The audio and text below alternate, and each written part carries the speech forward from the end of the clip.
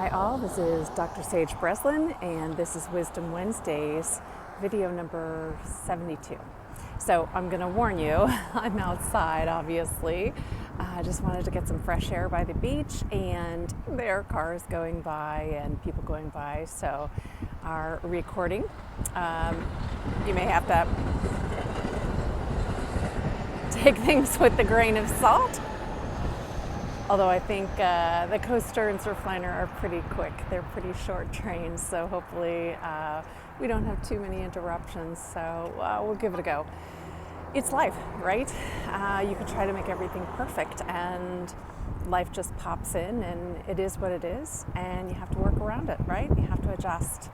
So my wisdom that has come about for today is it just came up in an unusual way for me.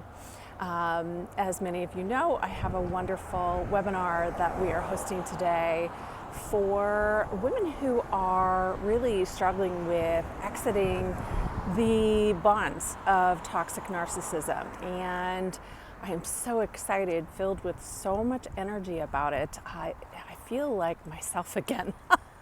It's an amazing feeling to go from feeling low energy and just kind of making it work day to day to jumping out of bed and eager to connect and see people blossom and go from survival mode to thrival mode. So I have been doing a lot of work, obviously, preparing, making sure that, all of the people that I could get invited were invited. If I had another year, maybe I would get even more of the people that I want to invite. That'll be for the next go round. At any rate, just kind of working hard and trying to really make everything as I desire. And I started to think about times in my life where I would feel immensely anxious when things weren't just so, when things weren't perfect. And I chalked it up to the fact that my dad had some pretty wicked OCD, but I knew it wasn't quite that because, when it comes to kind of organizing things, I'm maybe meticulous, but with 5 kids, I had to give that up. So I would say I became tidy. So I thought, no, it's probably not OCD that's causing me to have this anxiety about when things weren't just so. And what came through for me during the course of my marriages and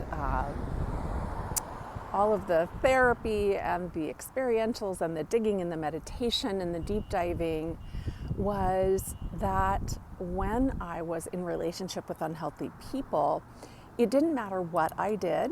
It didn't matter how perfect it was, actually. It was never enough. It was never good enough.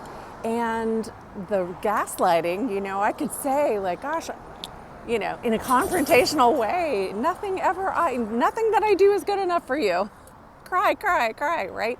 And it would be, what are you talking about? Like, that's never an issue. Gaslight. And I really came to understand that I saw myself through the eyes, through the truth of the unhealthy people in my life, as not enough, as not good enough, as broken, as damaged, as trauma bonded, as wounded. And I am here to tell you that it's not just me, but all of you who've been in those unhealthy relationships and lost your truth, lost your way, and maybe even developed Stockholm Syndrome, which I did, where it becomes sort of your life depends on adhering to the truth of that unhealthy person in your life so that you can just survive. For all of us, none of us was broken. There you go. We are not broken. We are not even all that wounded. What we are is caught in this bond, this cycle, this horrific cycle of trying to adhere to a truth that isn't our own. And of course, that doesn't work, right? You can never really get that Zen space, right? You can never really attune. You can never really be even in your integrity when you're living somebody else's truth.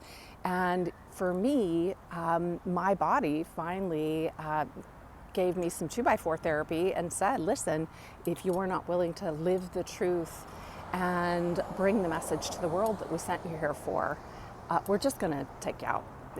We'll try again.